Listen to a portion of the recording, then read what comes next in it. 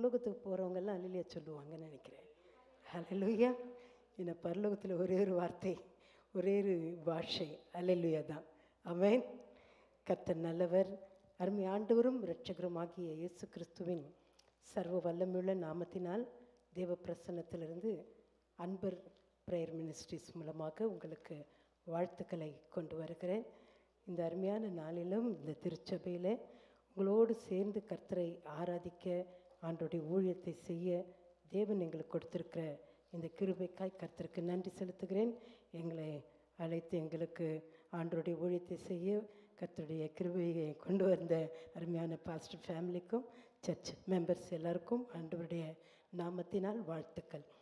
கர்த்தர் இந்த நாளிலும் நம்மோடு கூட பேசுவார். எத்தனை பேர் விசுவாசிக்கிறீங்க? பேசுவார். கண்களை மூடி நாம் ஜெபிக்கலாமா? கண்களை மூடி ஆண்டவரை நோக்கி, தேங்க்யூ லார்ட். ஆண்டவரே, வார்த்தையில் உண்மை உள்ளவர், வாக்குத்தத்தத்தில் உண்மை உள்ளவர், வார்த்தைகளை அனுப்பி எங்களை சுகமாக்குகிறவர், தம்முடைய வார்த்தையின் வல்லமை விளங்க பண்ணுகிறவர். இன்றைக்கும் உம்முடைய முகத்தை நோக்கி பார்க்கிறோம். இவ்வளவு நேரம் நாங்கள் உம்மை ஆராதித்தோம் அப்பா. எங்கள் ஆண்டவர் ஆராதனை வேலையில் வெளிப்பட்டீர். எத்தனை பாரத்தோடு வந்த பிள்ளைகள், மனதில் சஞ்சலத்தோடு வந்தவர்கள், சரீரத்தில் சோர்வுகளோடு வந்தவர்கள், ஆராதனை வேலையில் நீ தொட்டீர் சுவாமி.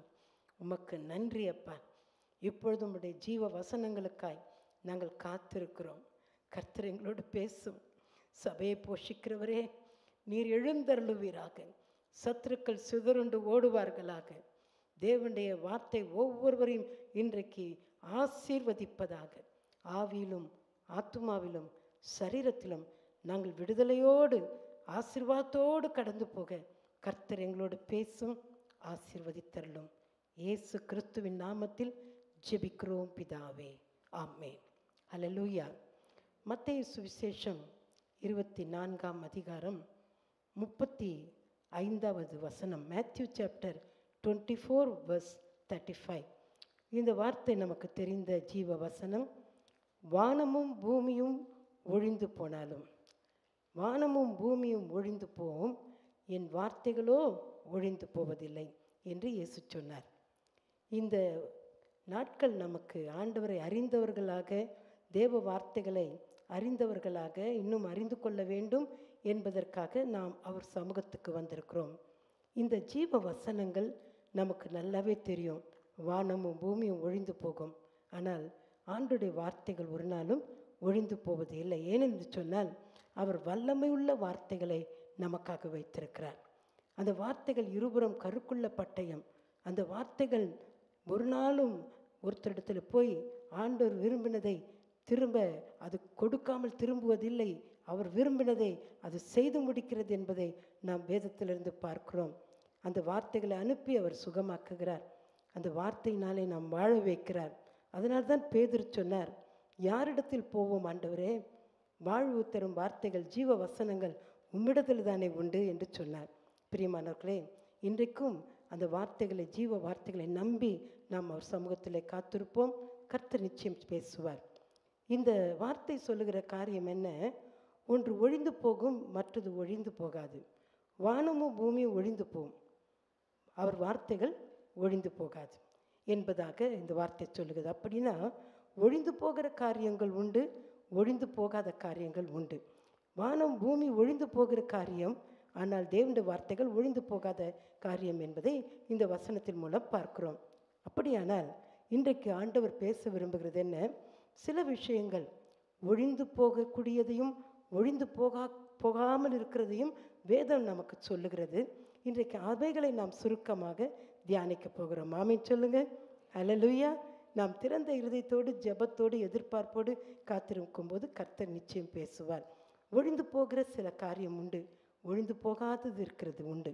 அந்த ஒழிந்து போகாத காரியத்துக்காக நீங்களும் நானும் எந்த அளவுக்கு பிரயாசப்படுகிறோம் என்பதுதான் முக்கியம். முதலாவதாக பாருங்கள், 2 கொரிந்தியர் 5ஆம் அதிகாரத்தில் நமக்கு தெரிந்த வசனம். 2 Corinthians chapter 5 verse 17, 5:17. ஒருவன் கிறிஸ்துவுக்குள் இருந்தால் அவன் புது சிருஷ்டியாய் இருக்கிறான். பழையவைகள் எல்லாம் ஒழிந்து போயின, எல்லாம் புதிதாயின. ஆமென். இது ஆண்டவர் சொல்லியிருக்கிற ஒரு முக்கியமான காரியம். அது என்ன? அது ஒழிந்து போகிற காரியம், பழையவைகள் ஒழிந்து போயின, எல்லாம் புதிதாயின என்பதாக ஆண்டவர் சொல்கிறார். நமக்கு எப்போவுமே புதுசு தான் ஆசை, பழசு தான் ஆசைன்னு சொல்கிறவங்க இருப்பீங்கன்னா நீங்கள் உங்களே கேட்டுக்கொள்ளுங்க உண்மையா என்று சொல்லி. புதுசு தான் ஆசைப்படுவீங்க இல்லையா? நியூ ட்ரெஸ் வந்தால் நல்லாயிருக்கும். ஏதாவது ஒரு புது ரெஸ்டாரண்ட்டு வந்துருச்சுன்னு சொன்னால் நம்ம எல்லாம் அதை போய் என்னன்னு பார்த்துருவோம். இப்போல்லாம் சொல்லவே வேணாம், பிரியாணிக்கு விதவிதமான பிரியாணி கடை. அப்போ சொல்லுவாங்க, இந்த பிரியாணி கடை புதுசாக வந்திருக்கு, நீங்கள் போய் பார்த்துருக்கீங்களா, ரொம்ப டேஸ்ட்டாக இருக்குது என்றெல்லாம் சொல்லுவாங்க. அப்போ புதுசை விரும்புகிறவர்கள் நாம். அப்படி தான் புதிய காரியங்கள். ஆனால் வேதத்தின்படி நாம் புதிய காரியத்தில் நமக்குள்ளே இருக்க வேண்டிய விஷயங்கள் புதிதாக இருக்கிறதா என்பதை நாம் ஆராய்ந்து பார்க்கணும். ஒருவன் கிறிஸ்துவுக்குள் இருந்தால் அவன் புது சிருஷ்டியாக இருப்பான். அவங்கிட்ட பழசெல்லாம் இருக்காது. ஆமேன். அவங்கிட்ட எல்லாம் புதுசாக மாறிடும். அவனுடைய ஆவி, ஆத்மா, சரீரம் புதிதாய் மாறிடும். எல்லாம் புதிதாயின அப்படின்னா 1 2 மட்டும் இல்லை, கம்ப்ளீட்டாக ஆண்டவர் நம்மை புதிதாய் மாற்றி விடுகிறார். ஆமேன். அல்லேலூயா. நம்ம பிராண்ட் நியூவாக மாறிடுகிறோம். அதுதான் முக்கியம். அப்படிப்பட்ட ஒரு வாழ்க்கைக்கு கர்த்தர் நம்மை அழைத்திருக்கிறார். அப்போது பழையவைகள் ஒழிந்து போயின. ஆனால் பாருங்கள், இந்த பழைய காரியம் என்று சொல்லும் பொழுது நிறைய விஷயங்கள் வேதத்தில், கலாத்தியர் 5ஆம் அதிகாரத்தில் நீங்கள் 19ஆம் வசனத்துலேருந்து பார்த்தீங்கன்னா மாம்சத்துக்குரிய பல காரியங்கள், நம்முடைய பேச்சு, நம்முடைய சிந்தனை, நம்முடைய விருப்பம், நம்முடைய செயல்கள்லாம் இருக்கு இல்லையா? அதில் பழசுன்னு ஒன்று இருக்கும். அந்த பழசும் நீங்கி போயிடணும். பழையவைகள் ஒழிந்து போயின, எல்லாம் புதிதாயின. அப்போ புது சிருஷ்டி என்று சொல்லும் பொழுது ஆவியிலும் ஆத்மாவிலும் சரீரப்பிரகாரமாகவும் நாம் புது சிருஷ்டியாய் மாற வேண்டும் என்பதிலே தேவன் பிரியமாயிருக்கிறார். அன்பானவர்களே, இதற்கு எதிராகத்தான் சத்துருவானவன், பிசாசானவன் போராடி கொண்டே இருக்கிறான். அவனுடைய பேர் என்ன தெரியுமா? வெளிப்படுத்துதல், ரெவலேஷன் 12 சாப்டர் 9 12 சாப்டர் verse 9 நீங்கள் வாசிப்பீர்களானால் வசனம் என்ன சொல்லுகிறது? உலகம் அனைத்தையும் மோசம் போக்குகிற பிசாசு என்றும் சாத்தான் என்றும் சொல்லப்பட்ட பழைய பாம்பாகிய பெரிய வலுச்சர்ப்பம். எத்தனை பேர் பார்த்தீங்களா? அவன் பழைய பாம்பு, அவன் பிசாசு, சாத்தான் என்று சொல்லப்பட்டிருக்கிற அந்த பழைய பாம்பாகிய வலுச்சர்ப்பம். இந்த பழைய பாம்பாகிய வலுச்சர்ப்பம் என்று சொல்ல காரணம் என்ன? இந்த வலுச்சர்ப்பம் தான் ஏதேனிலே ஆதாம் ஏவாளை வஞ்சித்தது.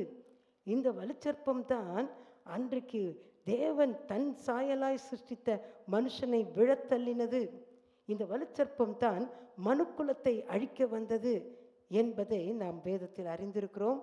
அப்படி தேவன் சொன்னதை கேட்காதபடி கீழ்ப்படியாமை செய்து ஆண்டவருடைய பெரிய அவர் தந்திருந்த மேன்மையான அந்த ஸ்தானத்தை மனுஷன் இழந்து போனான். அதுதான் அந்த பழைய பாம்பு.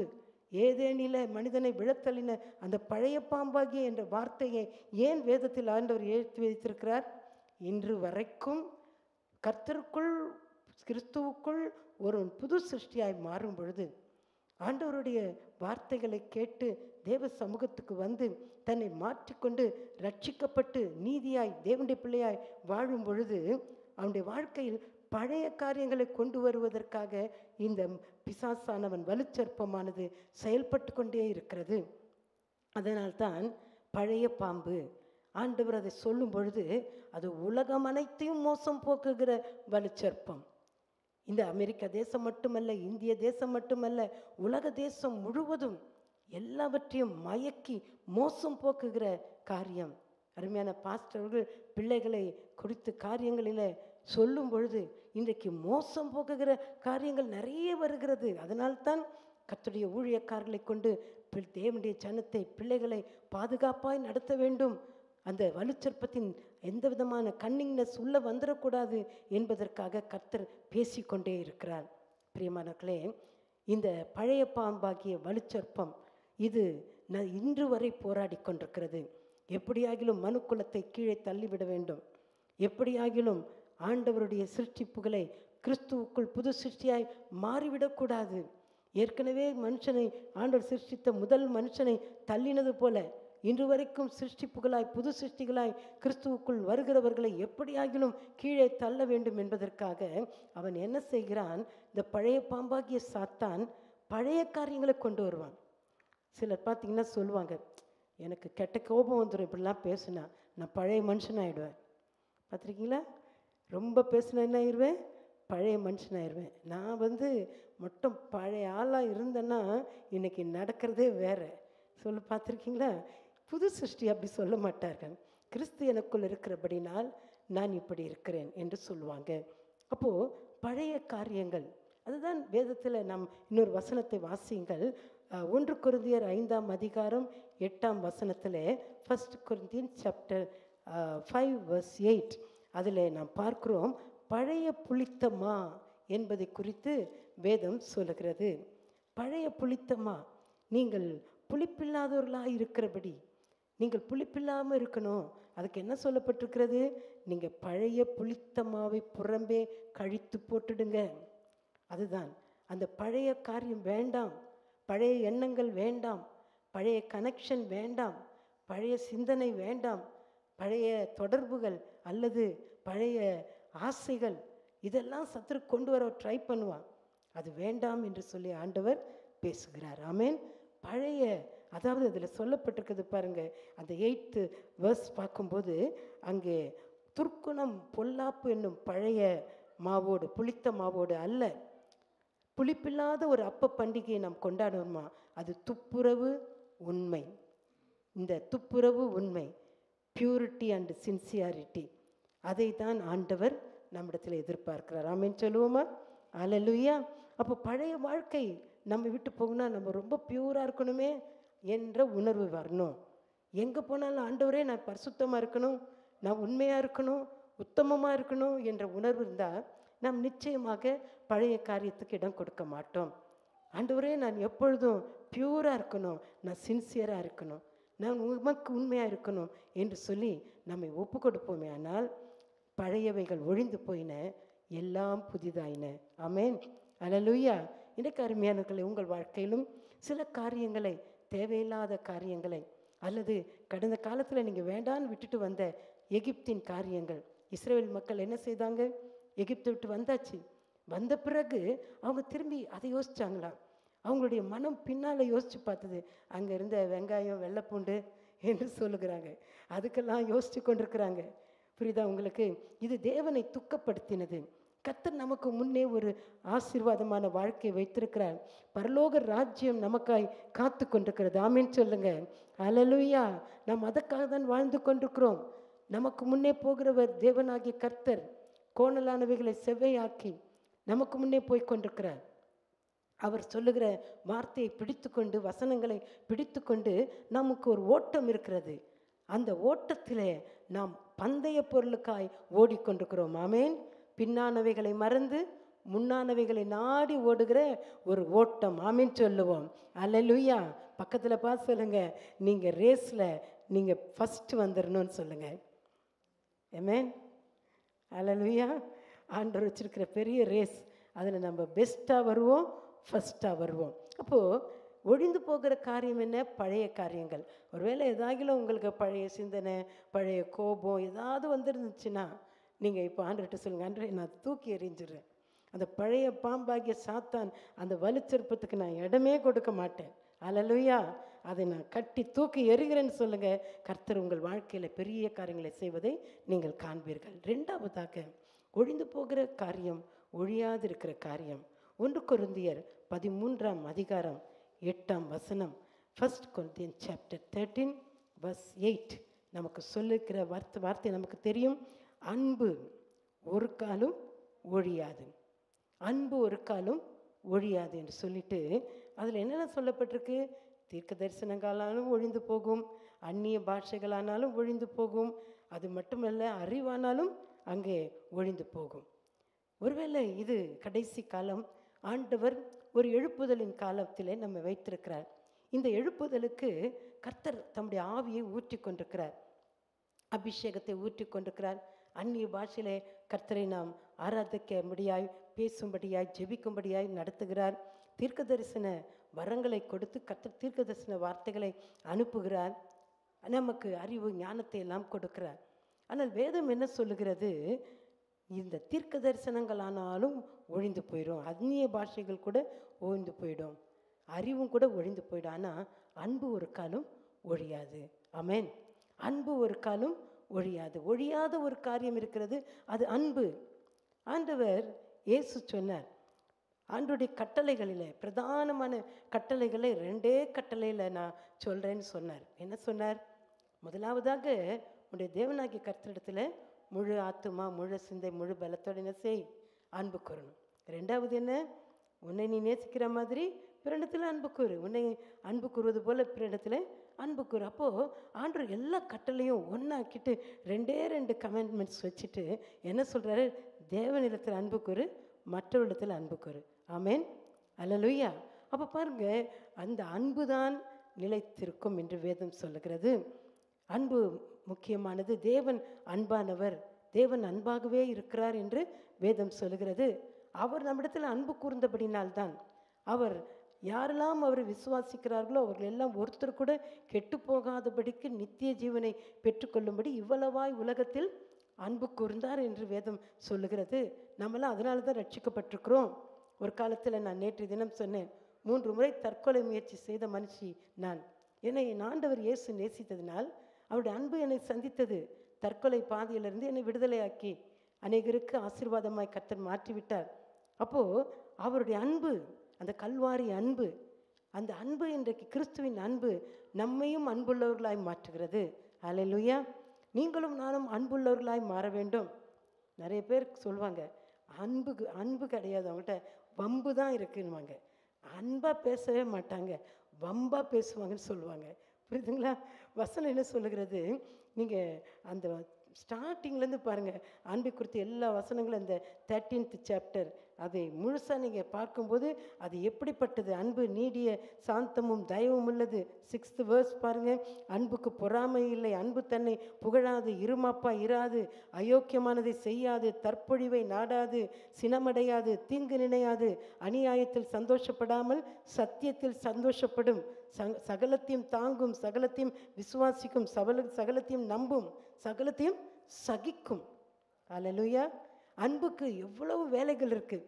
அன்பு என்று நமக்கு ஆண்டவர் கொடுக்குற அந்த ஒரு ஸ்பெஷல் குவாலிட்டி, கேரக்டர், அதன் மூலமாக பல காரியங்களை நம்ம சாதிக்கலாம் என்று வேதம் சொல்லுகிறது.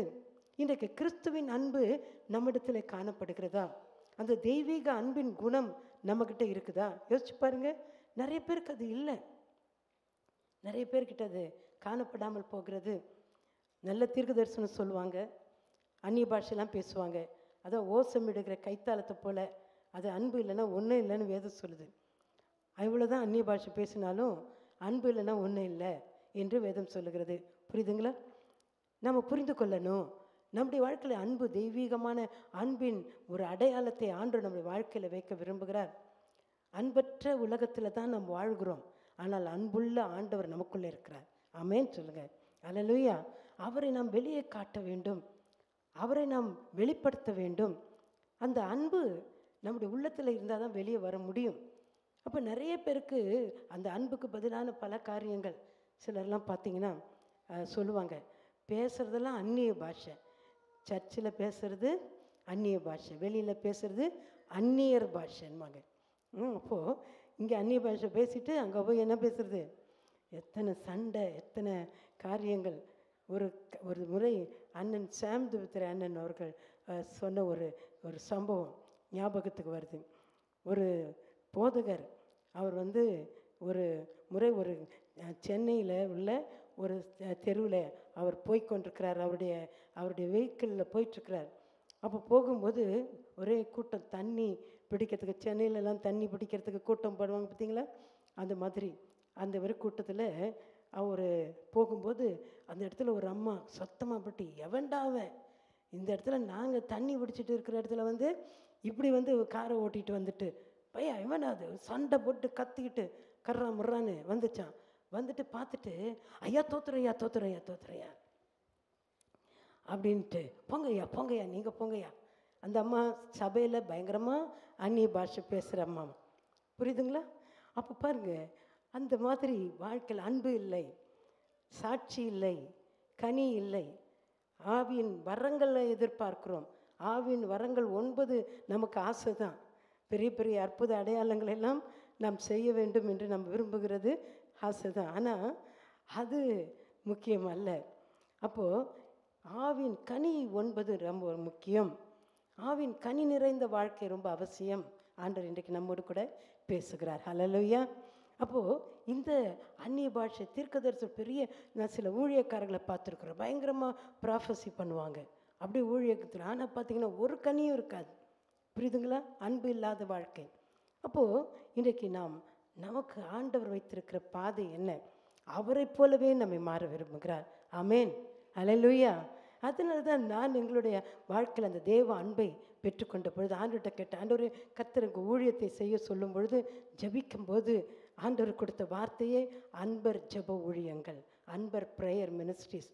அப்போது கூடுமான வரைக்கும் அன்பை வெளிப்படுத்தி ஜனங்களை சந்திக்கும்படி கர்த்தர் கிருபை பாராட்டுகிறார்.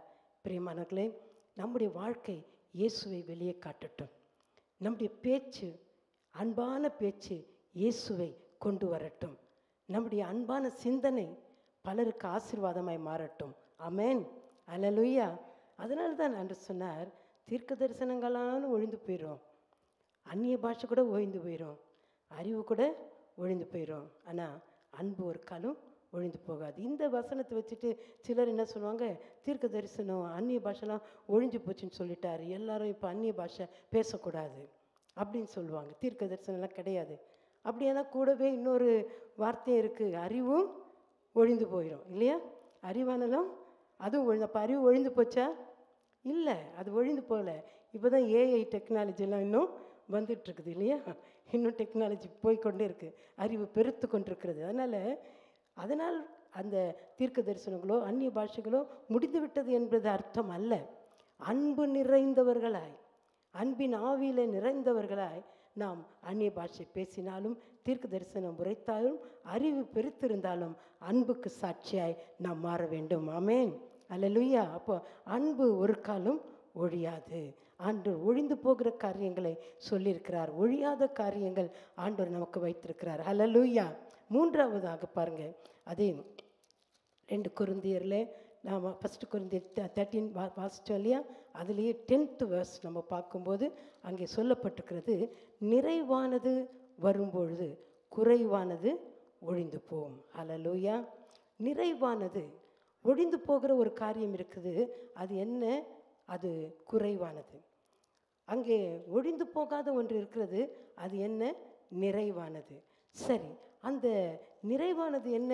அடுத்த அந்த வார்த்தையை நீங்கள் 11th verse வாசிச்சிங்கன்னா, நான் குழந்தையாக இருந்த பொழுது குழந்தை போல பேசினேன், குழந்தையை போல சிந்தித்தேன், குழந்தையை போல யோசித்தேன். நான் புருஷனான போதோ குழந்தைக்கேற்றவைகளை ஒழித்து விட்டேன். அல்லையா? சொல்லுவோமா? அல்லையா? நல்லா கவனிங்க. நம்ம அடுத்த கட்டமாக நம்ம பழைய காரியங்களை விட்டுட்டோம், ஓகே.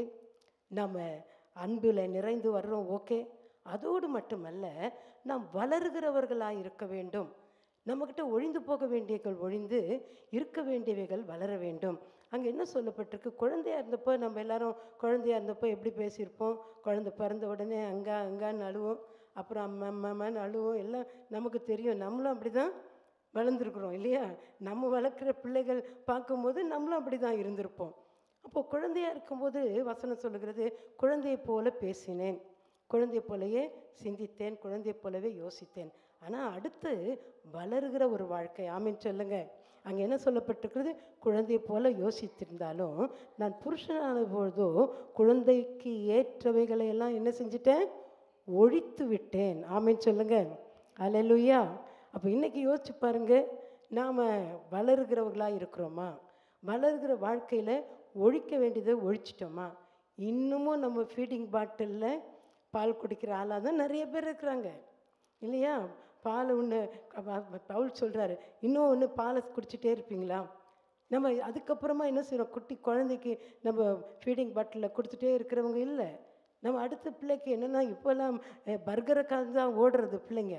அடுத்து வேறு என்ன வரும் அதுதான் இல்லையா? அடுத்தடுத்து பிள்ளைகள் வளர்கிற சாப்பிட்ற வாழ்க்கை. நாமளும் அப்படி தான் அடுத்தடுத்து நாம் வளருகிறவர்கள். ஆனால் இன்னமும் நம்ம குழந்தை போலவே சில விஷயங்களில் இருப்போமே. ஆனால் அந்த அந்த காரியங்கள் இன்றைக்கு ஒழிக்க வேண்டிய விஷயங்கள் என்பதை நாம் புரிந்து கொள்ளணும். ஆண்டவர் சொன்னார், சிறு பிள்ளைகளை போல மாறாவிட்டால் பரலோக ராஜ்யத்துக்கு பிரவேசிக்க முடியாது. அப்போ சின்ன பிள்ளைகளை போல நாம் கபடற்றவர்களாக இருக்கணும். அதுக்காக வேண்டி சின்ன பிள்ளைங்க குழந்தையெல்லாம் ஒழிச்சிட்டோன்னு சொல்லிட்டு அந்த மாதிரி மாறிட முடியாது. குழந்தை போல மனசு இருக்கணும்.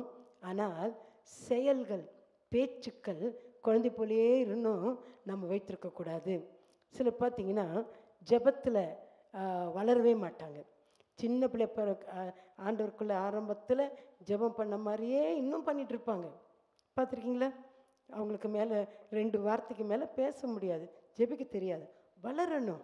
அப்பா கிட்ட நம்ம பேசுகிறது போல் நம்ம பேச பழகிக்கணும். ஆமேன், ஹல்லேலூயா. ஆராதனையில் வளரணும், ஒரு வளர்ச்சி வரணும். வசனம் ஒரு காரியத்தை நாம் வாசிப்போம். எபேசியர் 4ஆம் அதிகாரத்தில் நமக்கு தெரிந்த வார்த்தை தான் 11ஆம் வசனம். எபேசியன் சாப்டர் 4 verse 11 வாசிக்கும் பொழுது அங்கே சொல்லப்பட்டிருக்கிறது பாருங்க. நமக்கு தெரிந்த வார்த்தை தான், ஏற்கனவே நம்ம பல முறை பார்த்துருப்போம்.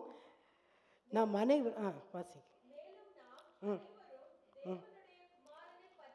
தேவனுடைய குமாரனை பற்றும் விசுவாசத்திலும் அறிவிலும் ஒருமனப்பட்டவர்களாகி கிறிஸ்துவனுடைய நிறைவான வளர்ச்சியின் அளவுக்கு தக்க பூரண புருஷராகும் வரைக்கும். ஆமேன். நம்ம வளர்கிற வளர்ச்சி பார்த்திங்கன்னா, நம்ம இன்றைக்கி கர்த்தர் சபையை வளர வைக்க விரும்புகிறார். ஒருவேளை நம்ம குவான்டிட்டியை மட்டும் பார்த்துட்ருக்கக்கூடாது. எத்தனை சபையில் எத்தனை பேர் மெம்பர்ஸ், ஓகே, ஆண்டவர் பெருக பண்ணுவார். அப்போஸ்தலர் நாட்களில் ஆயிரக்கணக்கான மக்கள் ஆண்டவர் சேர்த்தது மாதிரி சேர்க்க வைப்பார். ஆமேன்னு சொல்லுங்கள். ஒவ்வொரு சபையை நிரம்பி வழியணும், அதுதான் ஆண்டவர் விரும்பும். ஆனால் அது மட்டும் அல்ல, நமக்கு குவான்டிட்டி காட்டிலும் குவாலிட்டி முக்கியம். ஆமேன், அல்லேலூயா. பூரண புருஷராய் வளர்ந்திருக்கிறவர்கள் முக்கியம். நம்ம அப்படி வளர்ந்துருக்குறோமா? யோசிச்சு பாருங்கள். ஒரு வேளை நீங்கள் இங்கே சபையில் எத்தனை வருஷங்களாய் வருகிறீர்கள், எந்த அளவுக்கு வளர்ந்திருக்கிறீர்கள், எந்த அளவுக்கு உங்கள் ஜெபம், ஆராதனை, உங்கள் வேத ஞானம் வளர்ந்திருக்கிறது யோசிச்சு பாருங்கள். இங்கே வசனம் என்ன சொல்லுகிறது? பூரண அந்த புருஷராகிற வரைக்கும் அதுக்கு சொல்லப்பட்டிருக்குது. பரிசுத்தவான்கள் சீர்பொருந்து பொருட்டு சுவிசேஷ ஊழியத்தின் வேலைக்காகவும் கிறிஸ்துவின் சரீரமாகிய சபையானது பக்தி விருத்தி அடையும்படியாகவும் ஆண்டவர் சிலரை அப்போஸ்தலராக, தீர்க்கதரிசிகளாக, சிலரை சுவிசேஷகராக, மேய்ப்பராக, போதகராக ஏற்படுத்தினார். 5 வகை ஊழியங்களை அதற்காகத்தான் வைத்திருக்கிறார். ஏன் ஆண்டவர் சபையை வைக்க வேண்டும்? ஏன் ஆண்டவர் ஊழியக்காரர்களை வைத்திருக்க வேண்டும்? நம்மை வளர வைப்பதற்காக கர்த்தர் ஊழியர்களை பயன்படுத்துகிறார். நாம் வளர்கிறோமான்னு தான் முக்கியம். நம்ம சில செடி வச்சுட்டு வளருதுன்னு பார்ப்போம். எத்தனை பேர் வீட்டில் செடி வளர்க்குறீங்க? யாராவது இருக்கீங்களா? கொஞ்சம் பேர் இருக்கிறீங்க. God bless you. உங்கள் செடிகள் வளர்வதாக ஆசீர்வதிக்கிறோம். ஓகே. நாங்கள் பார்த்தோம், யுஎஸ்க்கு வந்த சிலர் எல்லாம் சொல்லுவாங்க, செடி நாங்கள் வளர்க்குறோம், இது முருங்கை மரம், நல்லா சில இடத்துல முருங்கைக்காயெல்லாம் காய்த்து, சில இடத்துல புடலங்காய். மேரிலேண்டில் ஒரு அங்கிள் வீட்டில் நாங்கள் ஸ்டே பண்ணுவோம். அந்த அங்கிள் ரொம்ப அழகாக கார்டனிங் பண்ணி வச்சுருப்பார். நல்லா தக்காளி இருக்கும், கத்திரிக்காய் இருக்கும், வெண்டைக்காய் இருக்கும், புடலங்காய், பீர்க்கங்கான்னு. என்னடா அது தமிழ்நாடே இங்கே இருக்குது அப்படின்ற மாதிரி இருக்கும். அவ்வளவு பிரயாசப்பட்டு அதை அவர் வளர்ப்பார்.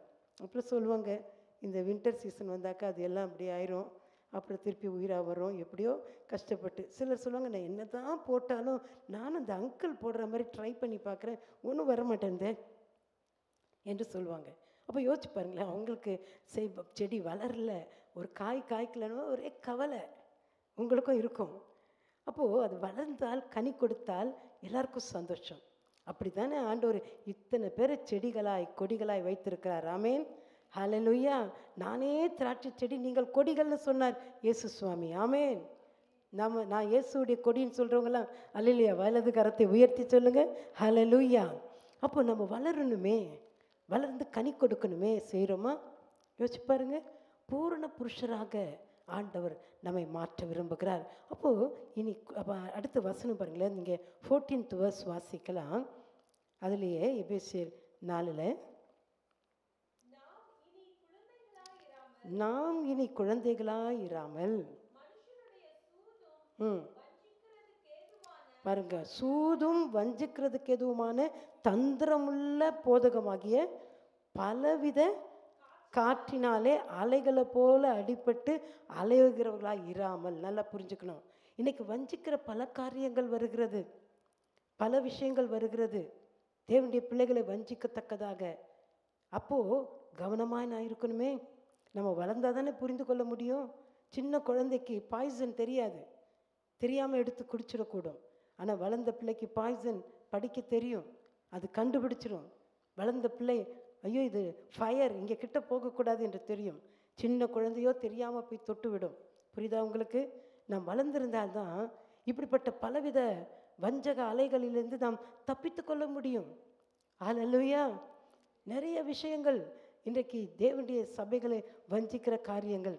நேற்று தினத்தில் சகோதரி சொன்னாங்க, ஆராதனையின் காரியம் கூட எவ்வளவோ காரியங்கள் ஆராதனை என்ற பேரில் சும்மா கவர்ச்சிகரமாக அட்ராக்டிவாக, அது அல்ல.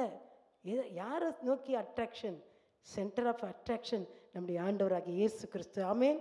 அவரை தான் நம்ம சென்டர் பண்ணணும், அவரை தான் நம்ம மகிமைப்படுத்தணும். அப்படிப்பட்ட காரியங்கள் இன்றைக்கு வஞ்சிக்கிற பல விஷயங்கள் வருகிறது என்றால் அதையெல்லாம் அதில் அடிபட்டு போகிறவர்களாய் அலைகிறவர்களாய் நாம் இராதபடி இருக்கிறதுக்கு தான் வசனம் சொல்லுகிறது, அன்புடன் சத்தியத்தை கை கொண்டு தலையாகிய கிறிஸ்துவுக்குள் எல்லாவற்றிலையும் நாம் வளர்கிறவர்களாய் இருக்கும்படியாக அப்படி செய்தார். ஆமென். நம்ம எல்லாம் ஆண்டவருக்குள்ள வளர்கிறதுக்காக தான் ஆண்டவர் சபையை வைத்திருக்கிறார். 5 வகை ஊழியங்களை வைத்திருக்கிறார்.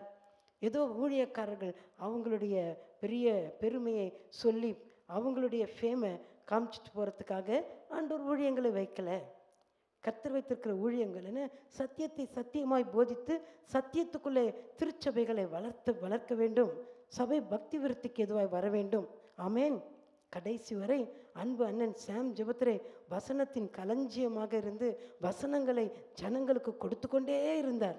அப்படிப்பட்ட ஒரு தேவ மனுஷர்களை கர்த்தர் நமக்கு இன்றைக்கும் வைத்திருக்கிறார். கர்த்தருக்கு ஸ்தோத்திரம். அல்லேலூயா. அப்போது நாம் கவனமாக இருக்க வேண்டும், வளர்கிறவர்களாக இருக்கணும். அப்போ இன்றைக்கு ஜெபத்தில் வளர்ந்துருக்கிறீங்களா?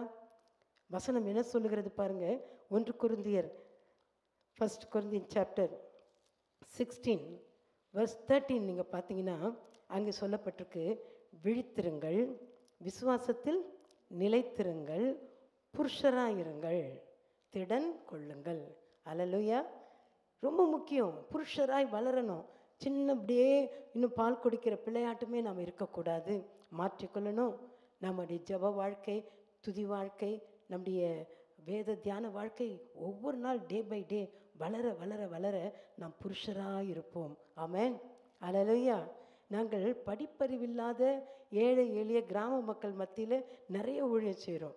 அப்போது அவங்களில் பார்த்தீங்கன்னா முதல்ல ஒன்றுமே தெரியாது. இயேசுனா தெரியாத இருக்கவங்களாம் ஆண்டவர் செய்கிற அற்புதத்தை கண்டு இயேசுக்குள்ளே வருகிறார்கள், அற்புதங்களை கண்டு அவரை அறிந்து கொள்கிறார்கள். அதன் பிறகு அவங்க வரும்போது பாருங்கள், அவர் கபடற்ற உள்ளத்தோடு கூட கர்த்தரை தேடுறாங்க, ஆராதிக்கிறாங்க.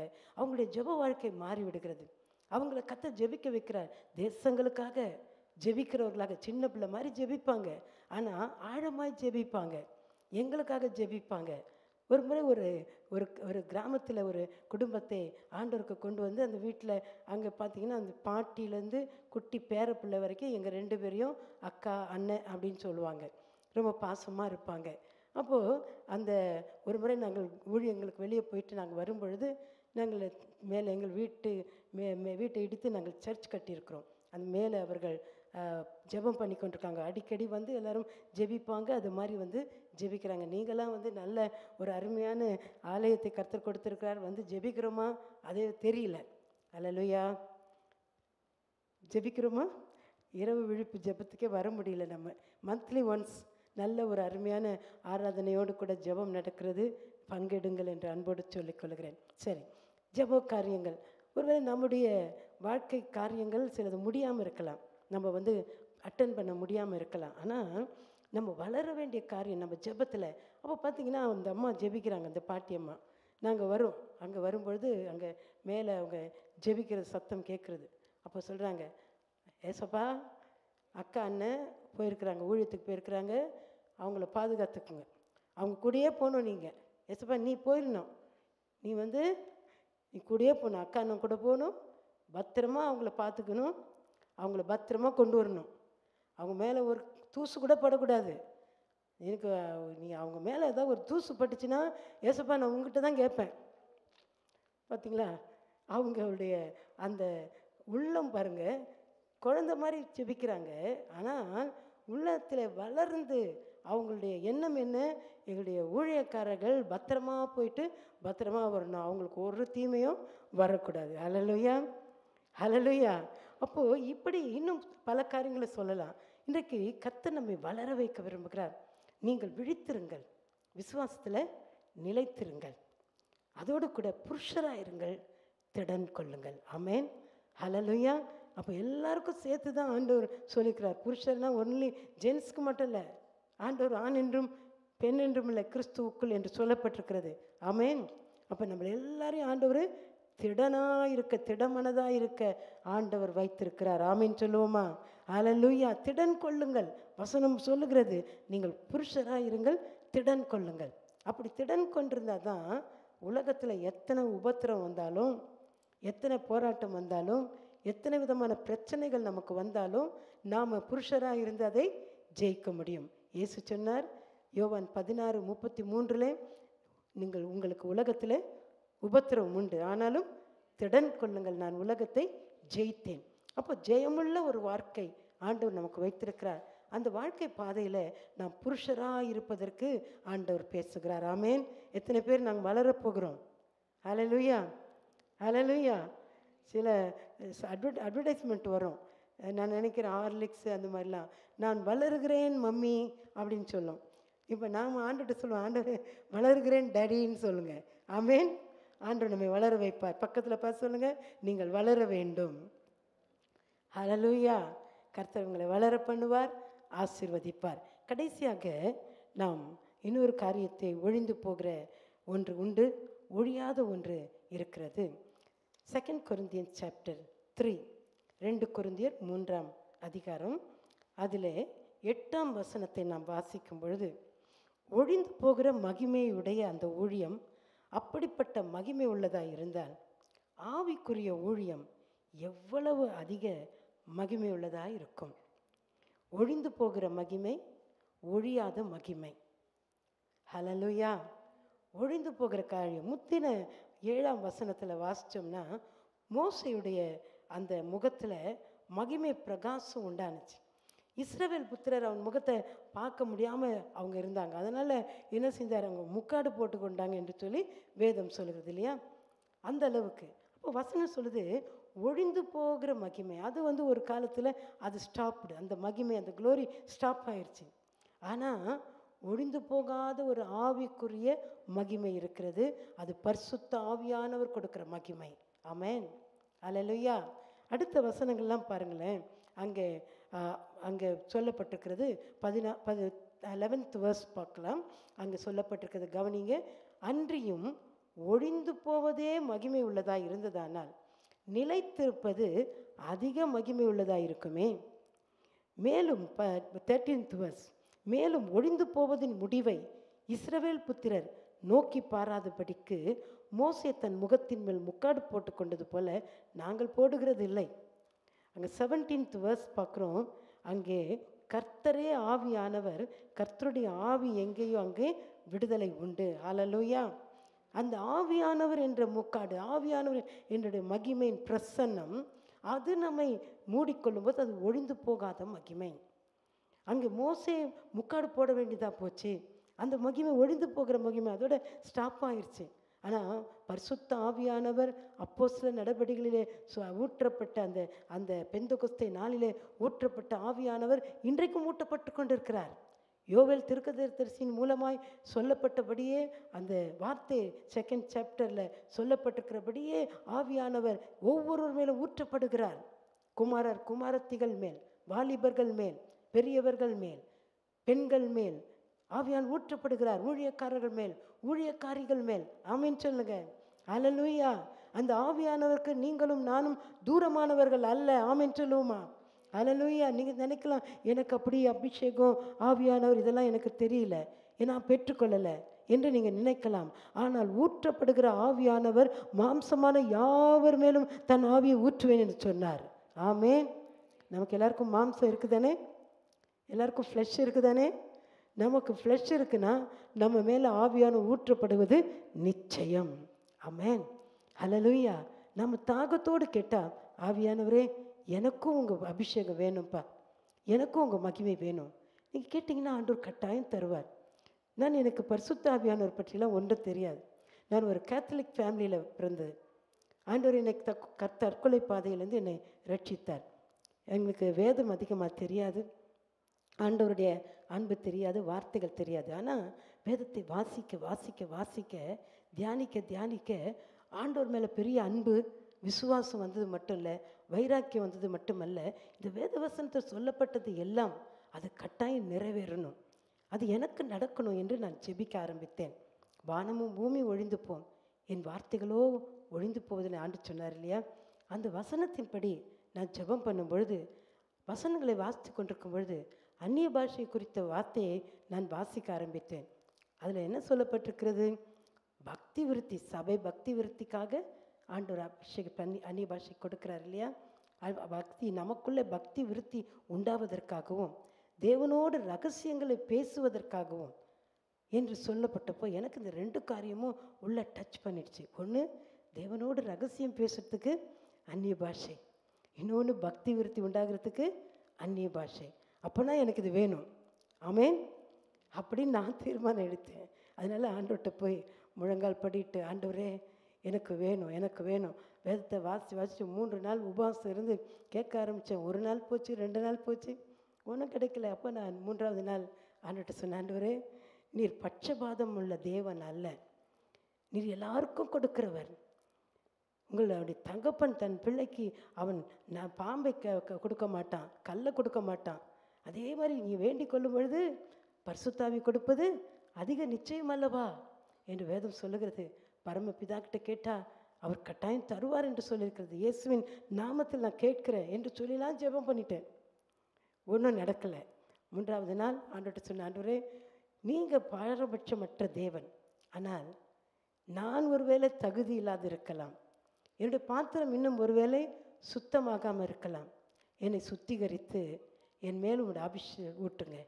எனக்கு வேண்டியதெல்லாம் நான் பக்தி விருத்தி அடைய விரும்புகிறேன், உங்களோட ரகசியம் பேச விரும்புகிறேன், எனக்கு அந்த அனுபவம் வேணும் என்று கேட்டு என்னை தகுதிப்படுத்தி எனக்கு எப்போ கொடுக்கணுமோ கொடுங்க ஆண்டவரே என்று சொல்லி தகுதி மாத்திரப்படுத்தி என்னை செஞ்சுருங்கப்பா என்று நான் ஒப்பு கொடுத்தேன். பாருங்கள், அந்த நேரம் நான் ஜெபிக்கும் பொழுதே அபிஷேக வல்லமை அப்படியே இறங்கினப்போ என்னையும் அறியாமல் நான் என்ன ஜெபிக்கிறேனோ அது வேறு பாஷையில் நான் ஜெபிக்க ஆரம்பித்தேன். நான் சிந்திக்கிறது சொல்லுகிறது தமிழாக இருக்கிறது, ஆனால் வார்த்தையோ வேறு பாஷையில் வருகிறது.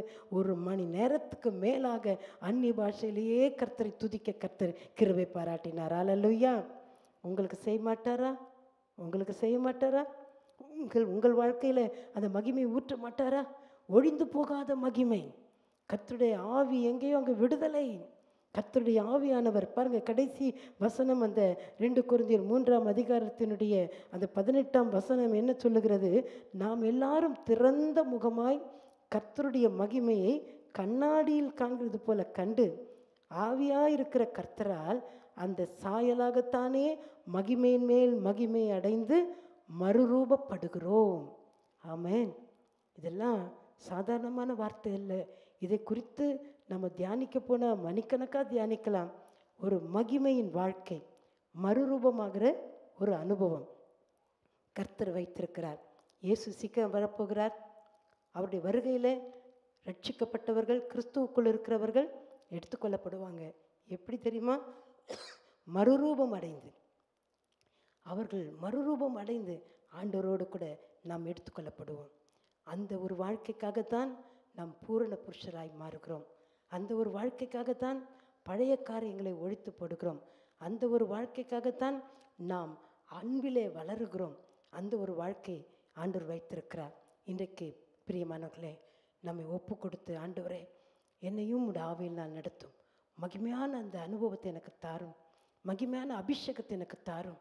அந்த அபிஷேகம் அது ஒழிந்து போகாத அபிஷேகமாய், என்னை விட்டு எடுபடாத அபிஷேகமாய் என் வாழ்க்கையில் தங்கியிருந்து உம்முடைய சித்தத்தை நான் செய்யட்டும், உம்முடைய ஊழியத்தை நான் செய்யட்டும், திரளான மக்களுக்கு நான் ஆசீர்வாதமாய் மாறட்டும். நான் என்ன ஜெபித்தேனோ அதை உங்களுக்கு நான் சொல்லுகிறேன். கர்த்தர் என்னை திரளான ஜனங்களுக்கு, தேசங்களுக்கு பயன்படுத்துகிறார். உங்களையும் பயன்படுத்துவார், உங்களையும் பயன்படுத்துவார். நீங்கள் எப்படிப்பட்ட பாதையில், கடினமான பாதையில் போயிருந்தாலும் சரி, கர்த்தர் உங்களை பயன்படுத்துவார். நீங்கள் சொல்லலாம், ஐயோ எனக்கு இவ்வளோ பாடுகள், உபத்திரவங்கள், வேதனைகள் சொல்லலாம். எனக்கு தெரியும், இங்கே இருக்கிற அநேகர் உங்களுடைய உள்ளத்தில் பலவிதமான போராட்ட சிந்தையோடு இருக்கிறீங்க. குடும்ப பிரச்சனை, வேலை பிரச்சனை, எதிர்காலத்தை குறித்துதான கலக்கங்கள், பல காரியங்கள் இருக்கிறது. ஆனால் உங்களுக்கு ஒன்று தெரியுமா, அப்படிப்பட்டவர்களை கொண்டு தான் கர்த்தர் பெரிய காரியங்களை செய்வார். அதற்கு நான் ஒரு சாட்சி. எத்தனை வேதனைகளை அனுபவித்திருக்கிறேன், எத்தனையோ துயர பாதைகளை, கண்ணீரின் பாதைகளை சந்தித்திருக்கிறேன். அந்த நேரத்திலாம் கர்த்தரை துதித்து மகிமைப்படுத்தி அபிஷேகத்தில் நிரம்பின பொழுதுதான் பாடல்களை ஆண்டவர் கொடுத்தார், புது ராகங்களை கொடுத்தார். எனக்கு அன்பானவர்களே, உங்கள் வாழ்க்கையிலும் ஒரு தொடக்கத்தை, ஒரு நியூ பிகினிங்கை கர்த்தர் கொடுக்க வந்திருக்கிறார். விசுவாசிக்கிறீங்களா? இன்றைக்கு ஒரு புதிய தொடக்கம். பக்கத்தில் பார்த்து சொல்லுங்க, இன்றைக்கு ஆண்டவர் ஒரு நியூ பிகினிங்கை நமக்கு கொடுக்குறான்னு சொல்லுங்க, விசுவாசத்தோடு சொல்லுங்க. ஹல்லேலூயா, ஹல்லேலூயா.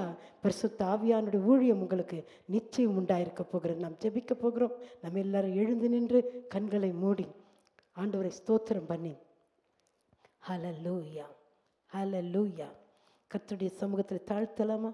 நம்மை ஒப்பு கொடுக்கலாமா? நீங்கள் வந்திருக்கிறது நீங்கள் தற்செயலாக அல்ல. நீங்கள் ஏதோ இந்த நாள் நமக்கு வழக்கமாக நாம் ஆராதனைக்கு வருகிறவர்கள் என்று நினைத்து போகாதீர்கள். வானமும் பூமியும் ஒழிந்து போனாலும் என் வார்த்தைகள் ஒழிந்து போகாதுன்னு சொன்ன ஆண்டவர் அவர்தான் பேசி கொண்டிருக்கிறார். பிரதர், சிஸ்டர், கர்த்தர் உங்களுக்கு சொல்லி கொண்டிருக்கிறார், கர்த்தர் பேசி கொண்டிருக்கிறார். உங்கள் வாழ்க்கையில் சில விஷயங்களை ஒழித்து போட விரும்புகிறார் தேவன். பழைய காரியங்கள் இருக்கிறதா? இன்னும் வளராமல் இன்னும் அதே லெவல்லையே இருந்துக்கிட்டு, சில நேரம் சிலர் நீங்கள் நினைக்கிறீங்க, இந்த லெவலில் நான் இன்னும் என்னன்னா நான் எனக்கு வேணுமோ அதை நான் பார்க்கிறேன். அல்ல அன்பு சகோதரனே, சகோதரி, உலக பிரகாரமான ஆசீர்வாதங்கள் அது பெரிய வளர்ச்சி அல்ல. நீங்கள் ஒரு கம்பெனிக்கு மேனேஜிங் டைரக்டராக கூட மாறலாம், அது பெரிய வளர்ச்சி அல்ல. நீங்கள் இந்த தேசத்தில் 2 வீடு கூட வாங்கலாம், 4 காரு கூட வாங்கலாம், அது உங்களுக்கு ஒரு பூரண புருஷர் அல்ல.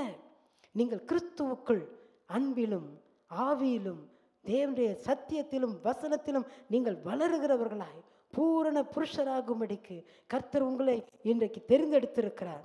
உங்களோடு கூட பேசி கொண்டிருக்கிறார். ஐயோ எனக்கு மற்றவர்களைப் போல பேச தெரியாது, ஜெபிக்க தெரியாது என்று எனக்கு நினைக்கிறீர்களா? கர்த்தர் உங்களை கொண்டு தான் அநேகருக்கான அற்புதங்களை செய்கிற ஜெப ஆவியை கொடுத்து பயன்படுத்த போகிறார். ஹல்லேலூயா. இன்னைக்கு கர்த்தர் இந்த இடத்துல சிலரை குறித்து தெளிவாய் சொல்லுகிறார். என்னுடைய கரம் உங்களை நடத்தும், என்னுடைய வல்லமை உங்கள் மேல் வரும், நான் இந்த தேசத்தில் உங்களை பிரகாசிக்க வைக்க விரும்புகிறேன்னு கர்த்தர் சொல்லுகிறார். கர்த்தர் உங்களை அநேக சத்திய வசனங்கள் மூலமாய் தேற்றினார், தைரியப்படுத்தினார், பலப்படுத்தினார் இல்லையா?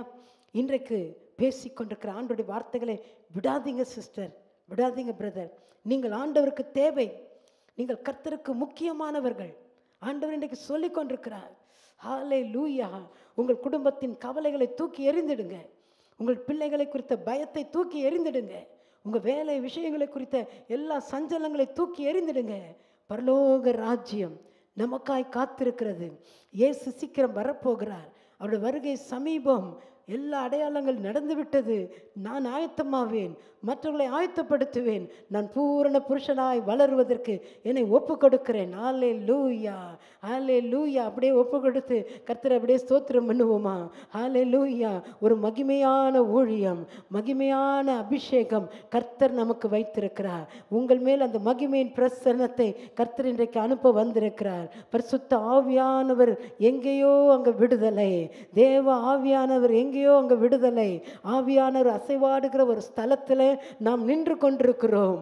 அவர் உங்களுக்கு விடுதலையை கொடுப்பார், அற்புதங்களை செய்வார், மகிமையான காரியங்களை செய்ய போகிறார். ஹல்லேலூயா, ஹல்லேலூயா. அவரிடத்திலே இப்பொழுது நாம் கேட்க போகிறோம், எனக்கு அபிஷேகம் வேண்டும் ஆண்டவரே, ஆவியின் அனுபவம் வேண்டும் ஆண்டவரே. கணுக்கால் அல்ல, முழங்கால் அல்ல, இடுப்பளவு அல்ல, நீச்சாழ அனுபவத்தை நமக்கு அவர் கொடுக்கிறவர்.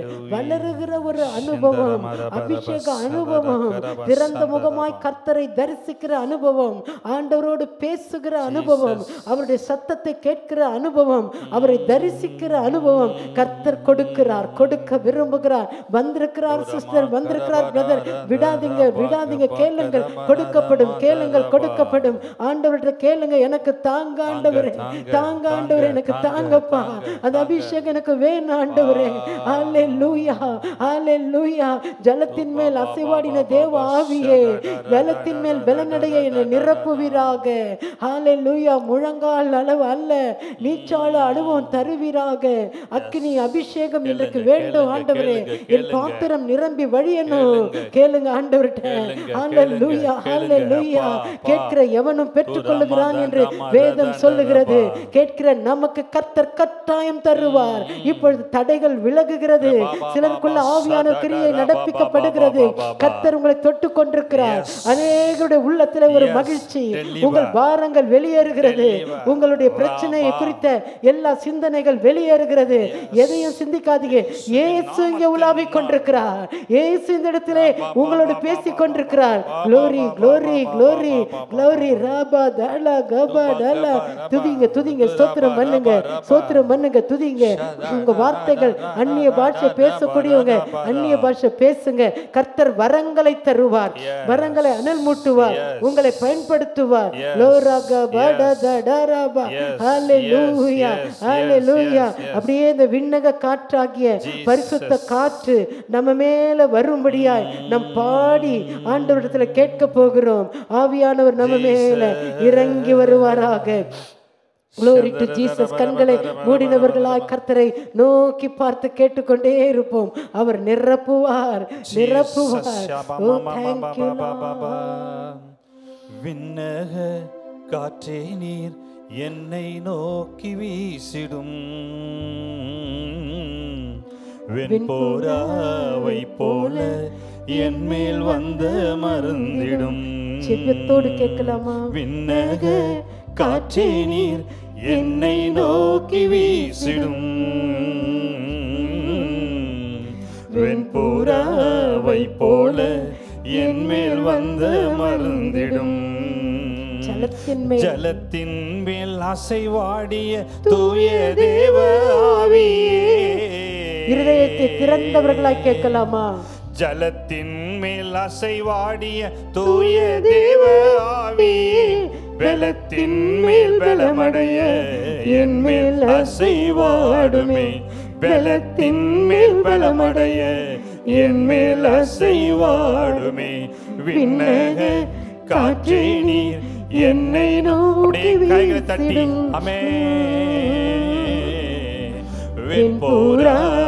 உங்கள் மேல் புறாவை போல ஆவியான இறங்கி வருவார்.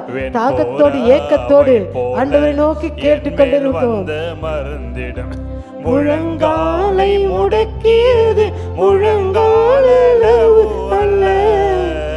ஆண்டவரே, எனக்கு அளவு அப்பா, அபிஷேகம் பெருகணுமே. கேளுங்க கேளுங்க. நீச்சல் ஆழம் வேண்டுமே, இழுத்து செல்லும் என்னையே, நீச்சல் ஆழம் வேண்டுமே, இழுத்து செல்லும் என்னையே. விண்ணக காற்றே நீர் என்னை நோக்கி வீசுவதாக, வீசுவதாக. வெண்புறாவை போல என் மேல் வந்த மருந்திடும், வெண்புறாவை போல என் மேல் வந்த மருந்திடும். அக்கினி அபிஷேகம் இன்று வேண்டும். கேளுங்க பிரதர், கேளுங்க சிஸ்டர், விடாதீங்க. இன்னைக்கு ஆண்டவருடைய அபிஷேகம் இறங்கி வரட்டும், நம்ம நிரப்பட்டும். அபிஷேகம் இன்று வேண்டும் தெய்வமே, என்னாலும் என் பாத்திரம் நிரம்பி வழிய செய்யுமே, என்னாலும் என் பாத்திரம் நிரம்பி வழிய செய்யுமே. விண்ணக காற்றே என்னை நோக்கி வீசுங்க, வீசுங்க, வீசுங்கப்பா. இப்போ இப்போ இப்போ இப்போ வெண்புறாவை போல என் மேல வந்து அப்படியே அமருங்க ஆவியானவரே. வெண்புறாவை போல என் மேல் வந்து அக்கினி ரதத்தில என்னை கொண்டு போகப்பா. அக்கினி ரதத்தின் மேல் என்னை கொண்டு செல்லுமே. ஒரு பரலோக அனுபவத்தை அவர் கொடுப்பார். பலருக்கு ஆண்டவர் இன்றைக்கு பேசிக் கொண்டிருக்கிறார். பரலோக அனுபவங்களை தருவார். பரலோக தூதருடன் ஆராதிக்க செய்யுமே, பரலோக தூதருடன் தேவ தூதர்கள் இறங்கி வருவார்கள். தேவ மகிமை இறங்கி வரும். ஆவிக்குரிய மகிமை இறங்கி வரும். ஒழியாத மகிமை, நம்மை விட்டு எடுபடாத மகிமை அவர் கொடுப்பார். என் மேல் வந்த மறந்திடும் வெண்புறாவை போல. கண்ண மூடி அப்படி கையில தட்டி ஆமென். வெண்புறாவை போல கேளுங்கள், கொடுக்கப்படும். பிரதர் சிஸ்டர், அபிஷேகத்தை கேட்கிற உங்கள் வாழ்க்கையில அவர் அனலா இறங்கி கொண்டிருக்கிறார். கேட்கிறவர்கள் மேல் அவர் அக்கினியை போடுகிறார். கட்டுகள் அறுக்கப்படுகிறது. நீண்ட கால பிரச்சனைகள் விலகி ஓடுகிறது. கர்த்தருடைய ஆவி எங்கேயோ அங்கே விடுதலை, அங்கே விடுதலை. ஆவியானவர் கொடுக்கிற விடுதலையை பெற்றுக்கொள்ளுங்கள், பெற்றுக்கொள்ளுங்கள், பெற்றுக்கொள்ளுங்கள். Receive brother, receive sister. கர்த்தருடைய மகிமை வெளியரங்கமாகும். மாம்சமான யாவரும் அதை ஏகமாய் காண்பார்கள். உங்கள் மேல் மகிமை வெளிப்படும் பொழுது ஜனங்கள் பார்ப்பாங்க. ஜனங்கள் இந்த சகோதரன், இந்த சகோதரி, அவர்கள் மேல் கர்த்தருடைய வெளிச்சம் இருக்கிறது என்று சொல்லுவார்கள். எழும்பி பிரகாசியுங்கள், எழும்பி பிரகாசி, உன் ஒளி வந்தது. ஆண்டவர் சொல்லிக் கொண்டிருக்கிறார்.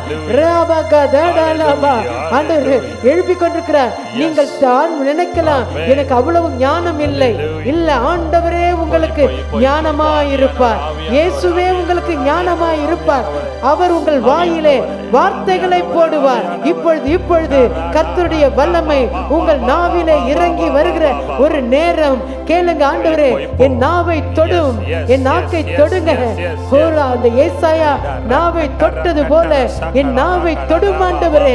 கேளுங்க, கேளுங்க, கேளுங்க. கேட்க கேட்க வல்லமை இறங்கி வருகிறது.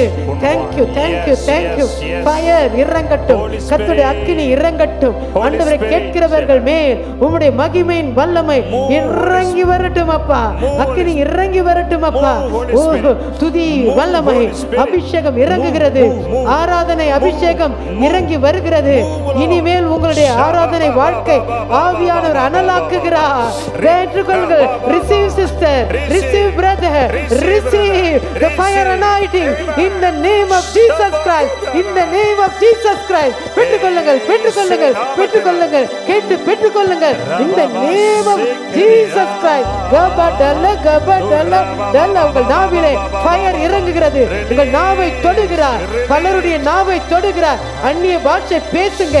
Fire, fire, fire in the name of Jesus Christ. கோரா கபட ரபகதல கபல.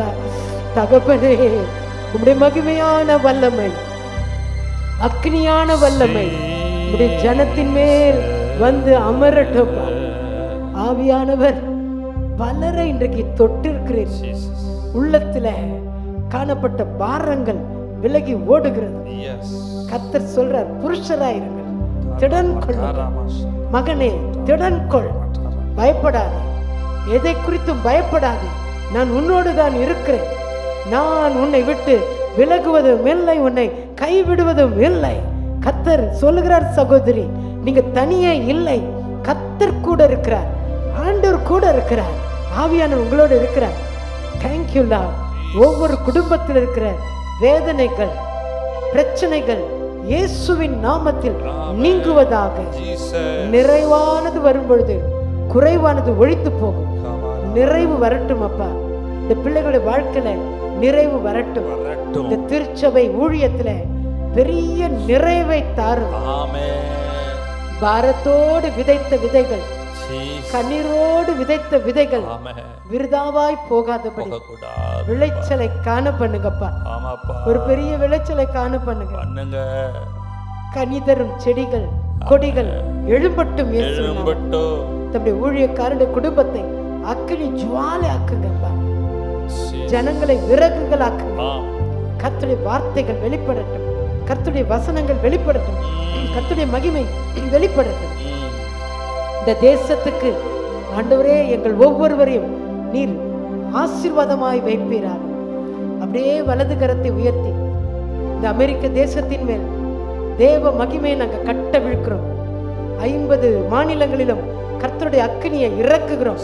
இந்த தேசத்தில கிரியை செய்கிற அந்தி கிறிஸ்துவின் ஆவிகளை கட்டுகிறோம். வரப்போகிற எலெக்ஷன்ல கர்த்தருடைய வல்லமை பகிரங்கமாய் வெளிப்படும்படி இயேசுவின் நாமத்தில் ஜெபிக்கிறோம். எங்கள் இந்திய தேசத்தை ஆசீர்வதிக்கிறோம். இந்தியாவில் உள்ள ஆளுகை பெருகும்படி ஜெபிக்கிறோம். நீர் அப்படி செய்கிறதற்காய் ஸ்தோத்திரம்.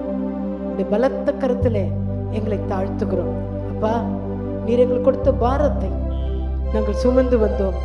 நீர் கொடுத்த வார்த்தையை சுமந்து வந்தோம். எங்களுடைய நோக்கம் எல்லாம் தேவனுக்கென்று அக்னிமயமான சபைகள் எழும்பணும். தேவ பிள்ளைகள் அபிஷேகத்தோடு எழும்பணும். அப்படியே இந்த இடத்துல கிரியை செய்யுங்கப்பா. ஒரு எழுப்புதலை எங்கள் கண்கள் காணட்டும், செவிகள் கேட்கட்டும். நீர் நல்லவர் என்பதை நாங்கள் ருசித்து பார்க்கட்டும். தொடர்ந்து ஆசீர்வதித்து காத்துக்கொள்ளும். இயேசு கிறிஸ்துவின் நாமத்தில் ஜெபிக்கிறோம் பிதாவே. ஆமென், ஆமென். God bless you. உட்காருங்கள். கர்த்தர் உங்களை ஆசீர்வதிப்பார். எங்களுடைய யூடியூப் சேனல் எலிசபெத் ராஜ்குமார், அந்த யூடியூப் சேனலை நீங்கள் முடிந்தால் சப்ஸ்கிரைப் பண்ணிக்கொள்ளலாம். அதில் பாடல்கள், செய்திகள் உண்டு. நிச்சயம் அது உங்களுக்கு ஆசீர்வாதமாக இருக்கும். ஒவ்வொரு வாரமும் ஞாயிற்றுக்கிழமை இரவு இந்திய நேரத்தின்படி இரவு 10 மணி முதல் 10:30 வரைக்கும் சத்தியம் டிவியிலே அன்பரின் நேரம் நிகழ்ச்சிகள் வருகிறது. அது ஒருவேளை உங்களுடைய உறவினர்கள் இந்தியாவில் இருப்பீர்களான அவர்களுக்கு நீங்கள் சொல்லலாம். கர்த்தர் உங்களை ஆசீர்வதிப்பார். தொடர்ந்து உங்களுக்காக நாங்கள் ஜெபிப்போம். எங்களுக்காக ஜெபித்துக் கொள்ளுங்கள். God bless you.